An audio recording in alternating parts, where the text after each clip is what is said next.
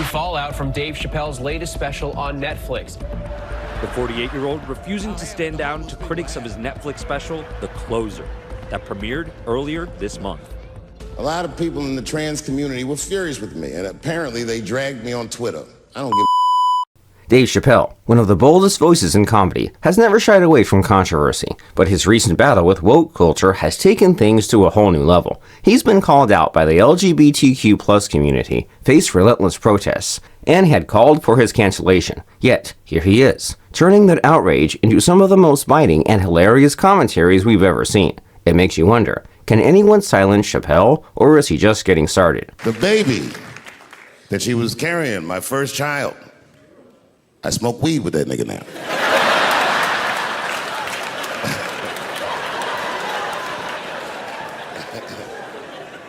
Dave Chappelle starts with a story that only he could tell in such a way, about meeting Jim Carrey while he was playing the late comedian Andy Kaufman. Carrey was so committed to his role that he didn't just act like Kaufman on camera, he lived as Kaufman off camera too. When Chappelle went to meet him, he expected to shake hands with Jim Carrey, the guy everyone knows and loves, but instead, he got Kaufman. Carrey was so immersed in the character that he never broke out of it. The whole crew even called him Andy. Chappelle found himself confused and, frankly, disappointed. He had come to meet his idol, but instead, he was talking to a man pretending to be someone else. Chappelle uses this experience as a way to reflect on the broader issue of identity, particularly when it comes to gender. He doesn't shy away from making a direct comparison. Meeting Carrey as Kaufman felt similar to his feelings about gender identity debates. To him, something is perplexing about encountering someone who presents as one thing but claims to be something else entirely. Just as he is disoriented by Carrey's refusal to drop the act, he sees something similar when dealing with the world's current conversations on gender identity.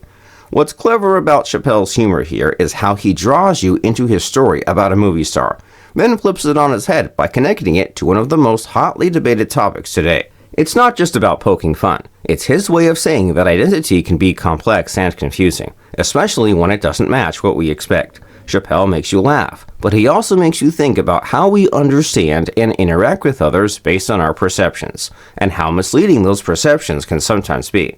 His humor cuts through the noise, and whether you agree with him or not, it's hard not to see the point he's making. Facing some backlash once again for including jokes about transgender people and the LGBTQ community in a television special. He has a new Netflix special out where he jokes about trans women's looks, about genitalia, tells a story about beating up a lesbian woman.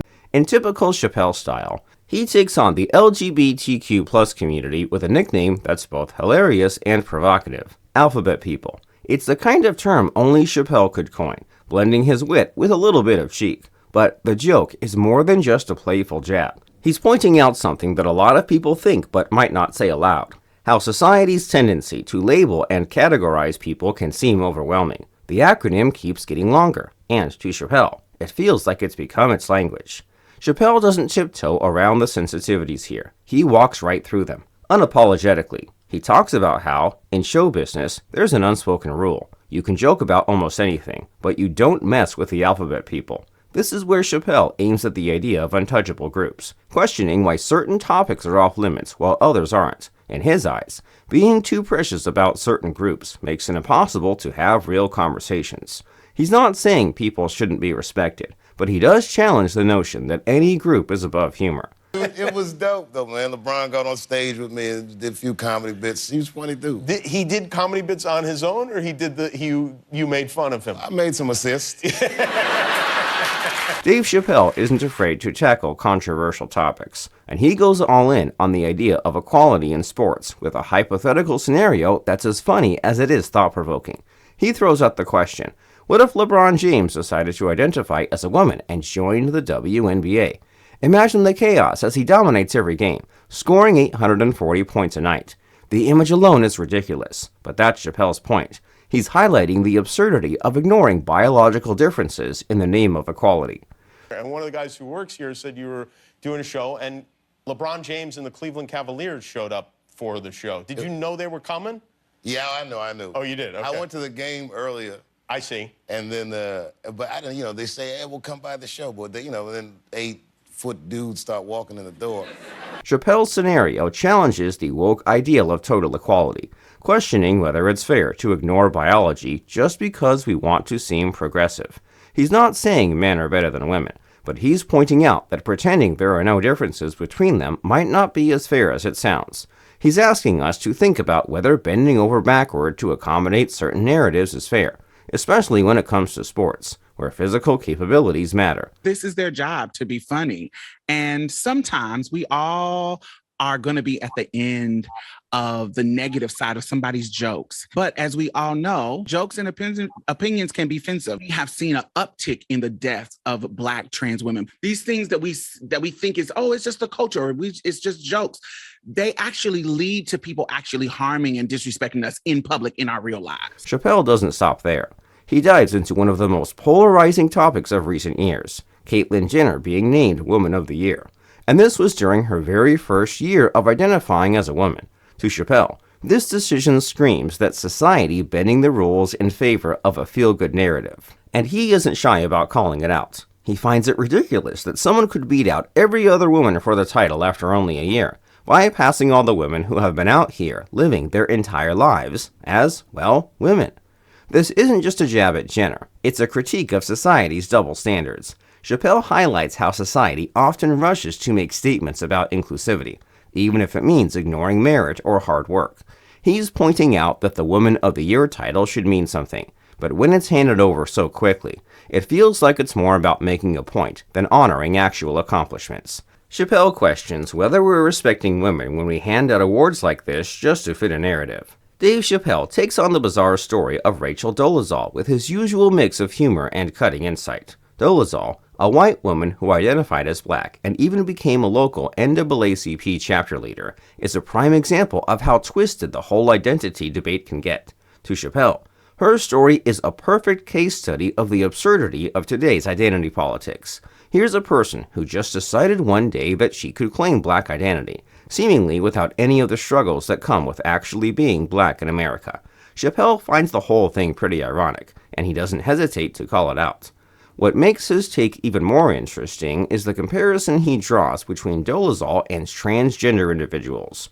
While he may not fully understand the trans experience, he respects the sacrifices they make to live authentically, including undergoing surgeries and facing social backlash. But Dolezal? Chappelle doesn't see that same level of sacrifice. She didn't have to go through the same kind of challenges, and yet, she expected to be accepted as Black just because she wanted to be.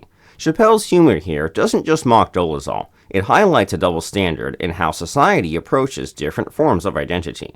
He's essentially asking, where do we draw the line?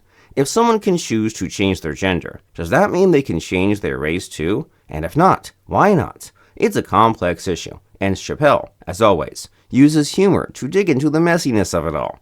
His point is that society seems willing to accept certain types of identity changes while scoffing at others, and that inconsistency is ripe for satire. By using Dolezal's story, he forces us to think about how far we're willing to stretch the idea of identity, and what it really means to accept someone for who they say they are. These things that we think is, oh, it's just the culture, or it's just jokes. They actually lead to people actually harming and disrespecting us in public in our real lives. It's not the comedian's first brush with controversy. Chappelle has long spent his career pushing boundaries. From his early days on Comedy Central, playing a blind KKK member on The Chappelle Show. Cancel culture is one of Chappelle's favorite topics, and for good reason. It's reshaping the world of comedy, and not for the better, as far as he's concerned. He looks around and sees that everyone, especially comedians, is walking on eggshells, afraid that a single joke could ruin their career. He's watched as people have gotten canceled over the smallest things, and he's not here for it. To him, comedy is about pushing boundaries, about saying what others won't, and cancel culture is putting a stranglehold on that freedom. For Chappelle, he says his comedy is merely social commentary. Trans activist Diamond Styles has seen every Chappelle comedy special, and while she's used to the off-color jokes, that doesn't make them any less hurtful. Chappelle believes in artistic freedom, plain and simple. He argues that comedians should be able to say whatever they want, even if it makes people uncomfortable. That's the whole point of comedy, to make people think, to challenge them, and, yes, sometimes to offend them. But with cancel culture, it feels like there's no room for that anymore. He points out how fragile society has become. where a single misstep can lead to public outrage and calls for someone's career to be destroyed. Chappelle isn't afraid to push back against this trend, and he's not alone. Many artists feel the same way, but they're too scared to speak up. So, what are your thoughts on this? Let us know in the comments below.